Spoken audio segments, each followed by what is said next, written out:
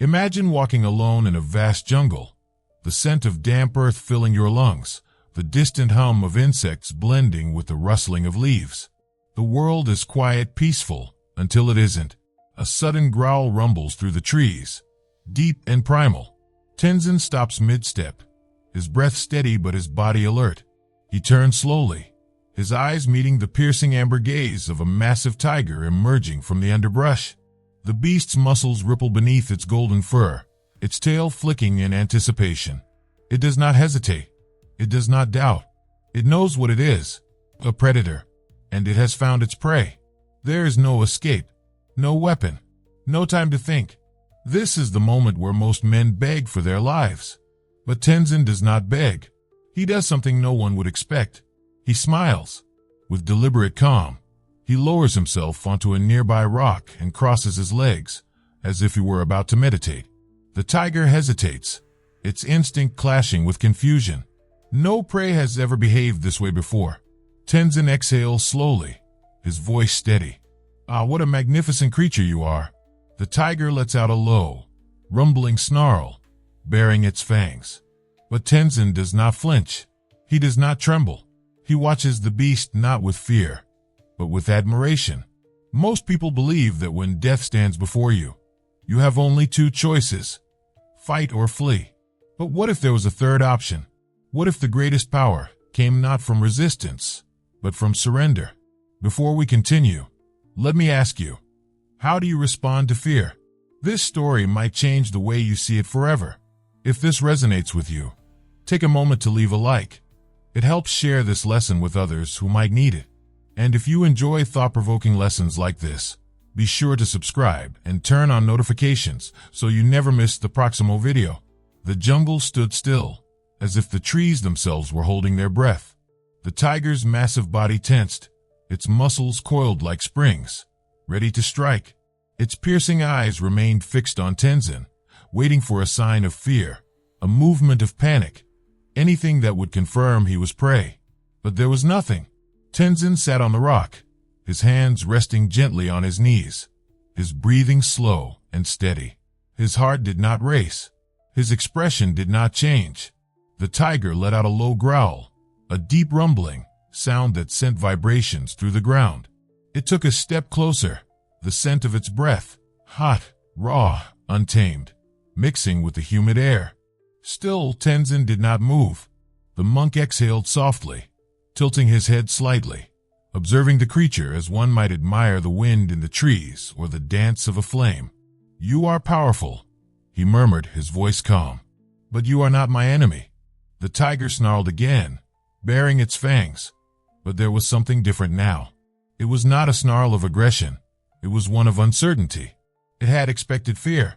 It had expected its prey to run, to tremble, to give in to instinct.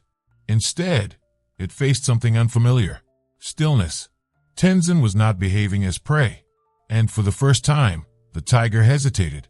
A battle was happening, not of claws and teeth, but of presence. Tenzin knew the secret.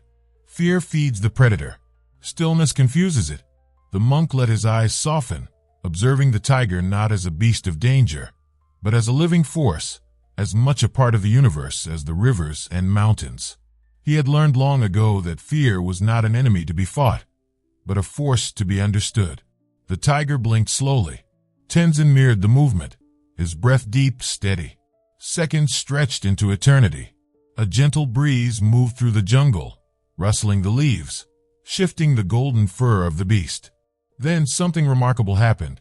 The tiger, this great force of nature, this creature of instinct and dominance, lowered itself onto its haunches. It was no longer hunting. It was watching, curious. Tenzin smiled.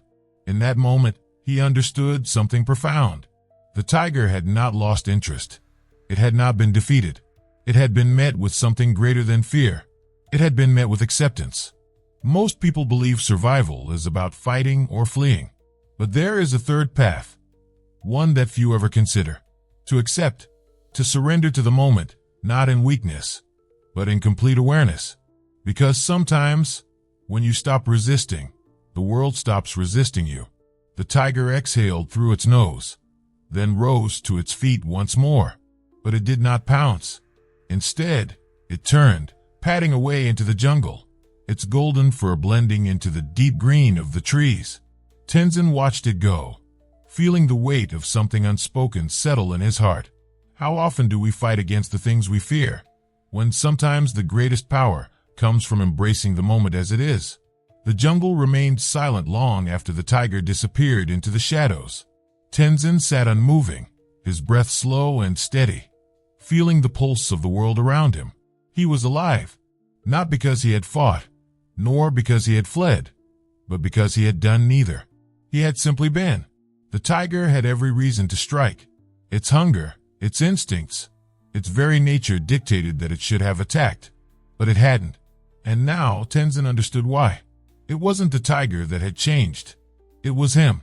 Fear is a strange thing. It takes hold before danger even arrives, wrapping its cold fingers around the mind, clouding judgment, making even the strongest men weak. It whispers stories of what might happen, painting vivid images of pain, loss, and defeat. But fear does not live in reality. It lives in the mind. And what happens when the mind refuses to feed it? Tenzin had met the tiger without resistance. He had not fought it, had not begged for mercy. He had simply allowed the moment to be what it was. And because of that, the moment had transformed. He remembered something his master had once told him. A river does not fight the rock in its path. It flows around it, and in time, it shapes the rock itself. This, he realized, was the power of presence. How often do we create battles that do not need to exist? How often do we fight against things simply because we are taught to resist, to defend, to struggle, when sometimes stillness is the answer? The tiger had left not because it had lost interest, but because it had found no enemy. A predator expects fear. It feeds on it. But when there is no fear, when there is no prey, what is left to attack? Tenzin exhaled deeply and let his fingers brush against the earth beside him. The world had not changed, yet somehow, everything felt different. Had the tiger been a test, a reflection of something greater, or had it simply been a teacher, showing him what he already knew? Fear is not conquered through force. It dissolves through understanding. Tenzin had seen the truth with his own eyes. The tiger had not spared him out of mercy. It had spared him because he had given it nothing to fight against. A warm breeze moved through the trees, carrying the scent of the earth after rain. Tenzin smiled. The tiger had tested his strength, but not in the way he had imagined. It had not been a battle of claws and teeth. It had been a battle of the mind. And in the end, he had won. With a quiet breath, he rose to his feet, brushing the dust from his robe. He was no longer the same man who had entered this jungle. Stillness had saved him, and now it would guide him forward. With steady steps, he turned and continued on his journey, the whisper of the jungle winds carrying his footsteps forward. Tenzin walked slowly through the jungle, his feet pressing into the damp earth. Each step felt lighter than before, as if something had been left behind, though he could not yet name it. The encounter with the tiger had ended, but its lesson still echoed within him. Why had he survived? Any other man would have tried to fight or flee, and in doing so, he would have sealed his fate. But by doing nothing, by simply being, Tenzin had changed everything. It was not the tiger that had chosen to spare him. It was fear that had lost its power over him. He paused by a quiet stream, kneeling to cup the cool water in his hands. As he watched the ripples fade, he thought back to the stories his master used to tell. One in particular stood out now. A young disciple had once asked, "Master, how do I defeat fear?" The master had smiled and led the disciple to a quiet pond. "Throw a stone into the water," the master had said. The disciple obeyed, watching as the stone crashed into the surface, creating ripples that spread outward. "Now stop the ripples," the master instructed. The disciple frowned. He reached out with his hands, trying to still the water, but his touch only made the ripples grow. "You cannot stop them with force," the master explained. "But watch do nothing." The disciple hesitated, then simply waited, and slowly, the ripples disappeared on their own. "Fear is the same," the master had said. "If you fight it, it grows. If you chase it away, it follows you." But if you let it be, it fades. Tenzin exhaled, watching the water settle before him. The tiger had been the stone. Fear had been the ripples. But by remaining still, by refusing to fight against what was already happening, he had allowed fear to pass through him. He had not conquered the tiger. He had conquered himself. As he rose to his feet, a rustling in the trees caught his attention. Another traveler appeared on the path ahead, a man with wary eyes, his face tense with worry. He carried a heavy sack on his back, his shoulders hunched beneath its weight. When he saw Tenzin, he hesitated, then spoke. "You walk alone through this jungle. Are you not afraid?" Tenzin smiled. "Afraid of what?" The traveler glanced around nervously. "The beasts that roam here, the dangers that lurk in the shadows." Tenzin nodded, then asked, "Tell me, do you carry a great burden on your back?" The traveler looked confused but adjusted the heavy sack. "Yes, of course. And does that burden make your journey harder?" "Of course," the man repeated. Tenzin's smile deepened. "Then why not put it down?" The traveler blinked.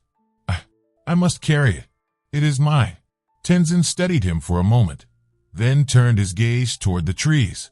"So it is with fear. We carry it because we believe we must. But we do not realize that we are the ones choosing to hold on to it." The traveler fell silent. Tenzin stepped past him, continuing on his way. Behind him, he heard a soft rustling as the man set down his sack. Tenzin smiled. The lesson of the tiger had not been for him alone. Tenzin continued walking, the jungle opening into a clearing where the golden light of the sun touched the earth. The air felt lighter now, as if something unseen had shifted, as if the weight of the moment had settled into understanding. The traveler behind him remained still, his hands resting on the sack he had just set down. Perhaps he was realizing, just as Tenzin had, that fear is something we carry, not something that carries us. As he walked, Tenzin thought back to the tiger. It had not changed. The jungle had not changed. Only his perception had changed. And if that was true, then what else in life did fear distort? He reached the edge of the clearing and spotted an old wooden bridge stretching across a quiet river. The planks beneath his feet creaked as he stepped onto it, the water below moving in steady, endless currents. He paused at the center of the bridge, staring down at the reflection of the sky on the river's surface.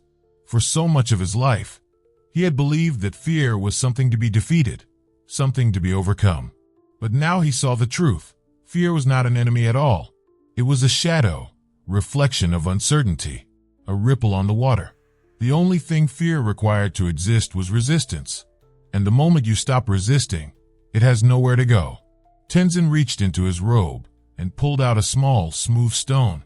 He rolled it between his fingers before dropping it into the river, watching as it vanished beneath the surface. There was a brief splash, a ripple expanding outward, and then stillness. Just like the tiger, just like fear. It had come, it had passed, and now it was gone. He closed his eyes and smiled. There was no longer a need to ask, what if? There was only the moment, only the now. Tenzin turned and stepped off the bridge, walking forward with the certainty that he had finally learned what he had always needed to know. Before I close, I want to invite you to connect with a community that seeks to evolve. This is the end of this video, but your journey is just beginning. Subscribe now to continue receiving content that will help you grow and evolve. If this video helped or inspired you, please give it a like. It helps me reach more people like you. And to make sure you never miss a video, turn on the notification bell. Thank you for being here, for listening, and for taking this step toward nurturing your perspective.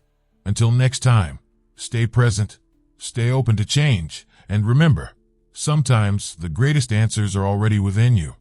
You just need to see them.